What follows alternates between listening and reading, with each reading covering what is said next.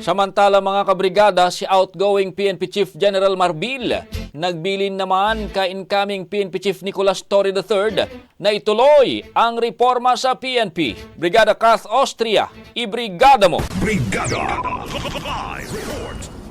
Ipagpatuloy ang reforma sa Philippine National Police. Ito ang kabilin-bilinan ni outgoing PNP Chief General Romelu Francisco Marbil kay incoming PNP Chief Nicolas Torre III. Sinabi ni Marbil magaling naman si Torre at maganda ang pagkakapili sa kanya ng Pangulo. Nais umano niya i-correct ang mga pagkakamali sa PNP at tratuhin ng maayos ang maiiwan na senior officers. Samantala sinabi rin ni Marbil na i-enjoyin niya ang kanyang retirement. Gagamitin niya umano ang oras niya sa kanyang pamilya. Nang tanungin naman kung handa siyang tumanggap ng pwesto sa gabinete, ang sagot niya, ito umano ay depende. Yan ako naman ever since Janto, sabi ko, just continue to reform kung ano po yung nakikita mo kailangan natin improve. Kung ano po yung pagkakamali na dapat po, during my time, we have to correct it. I know it's better than me.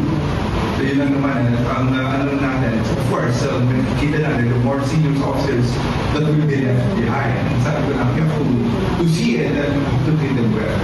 Yun lang naman po. But anybody can be the chief sa kaya-kaya naman nila. Lahat po naman yung magagaling. They're better than me, 100%. Una nang hiningi ni Marbil ang suporta ng buong hanay ng pambansang pulisya sa bago nilang PNP chief na si Torre.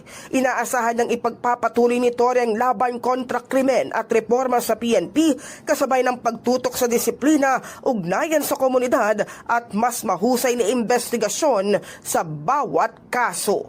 In the heart of changing lives, ako si Brigada Kath Austria ng 105.1 Brigada News of Manila, the Music and News Authority. Ang bahaging ito ay hatid sa atin ng Standout ES4 Capsule. Simulang tuparin ang pangarap ng iyong anak. And stunting now,